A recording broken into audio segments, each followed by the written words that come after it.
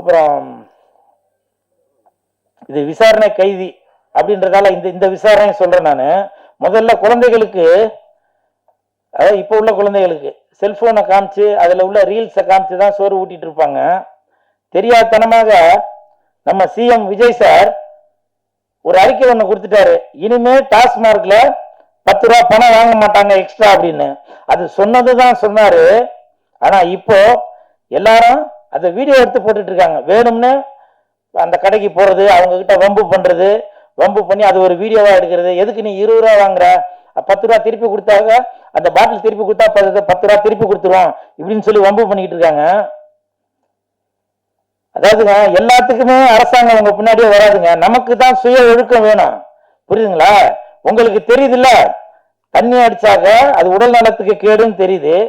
வேணும்னு அந்த ஒன் ஷாப்காரங்கிட்ட சண்டை வலிக்கணும்ன்றதுக்காகவே நீங்க போய் அங்க போய் காசை கொடுத்து, இது 140 தான் போட்டிருக்கு, எதுக்கு நீ 160 வாங்குற அப்படின்னு நம்முடைய சிஎம் விஜய் சாருக்கு கெட்ட பேர் வாங்குறதுக்காக சில தீய சக்திகள் அந்த மாதிரி வேலை பார்த்துட்டு இருக்கிறீங்க. இதை நான் டிவிக்கேன்னு வர, நான் வீடியோ எல்லாம் பார்த்தேன், டிவிக்கேன்னு வர பெருமையா வேற சொல்றீங்க. எங்க அண்ணன் விஜய் சொல்லியிருக்காரு, நீ எதுக்கு 10 ரூபா எக்ஸ்ட்ரா வாங்குற, 20 ரூபா எக்ஸ்ட்ரா வாங்குற அப்படின்னு. இது எதுக்கு? ஒரு அரசை நல்வழிப்படுத்துறதுக்காக நம்ம இருக்கணும். ஏன்னா இப்ப அந்த வீடியோ நீங்க எடுத்து போடுறது, இப்போ ஒரு மாசத்துக்கு முன்னாடி பாத்தீங்கன்னாக்கா ஜாலியா பெண்கள் ஆடுறதோ ஆண்கள் ஆடுறதோ ஏதோ ஒண்ணு, அவங்க ட்ரெஸ் போட்டு ஏதோ ஒண்ணு பல இதெல்லாம் வரும். ஆனால் இப்போ கடந்த ஒரு வாரமாக திறந்தாக்க வெறும் ஒயின் ஷாப் வீடியோ தான் வருது. அப்ப அந்த வீடியோ பார்த்துட்டு இருக்க குழந்தைகளுக்கு என்ன தோணும்? தெரியாத பசங்களுக்கும் அது சரக்குனா என்ன தட்டுங்க சார், தெரியாத பசங்களுக்கும் அந்த விஷயம் தெரிய வரும். நம்மளும் அது என்னன்னு தெரிஞ்சுப்போம் அப்படின்னு. அதனால தயவு செய்து சுய ஒழுக்கம் நம்மள்கிட்ட தான் இருக்கணும். திட்டம் போட்டு திருடுற கூட்டம் திருடிக் கொண்டே இருக்கும், அது சட்டம் போட்டு தடுக்கிற கூட்டம் தடுத்து கொண்டே இருக்கும்.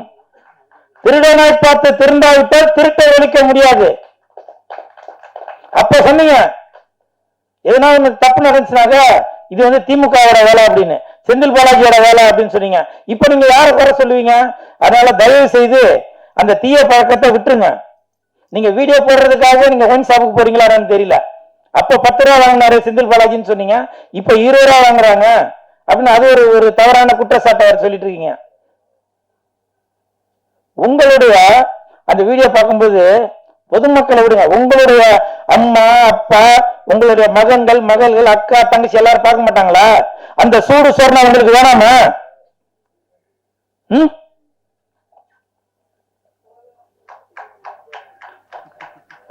நல்லதே நடக்கும், கான்பிடென்டா இருங்க, வெற்றி நிச்சயம்.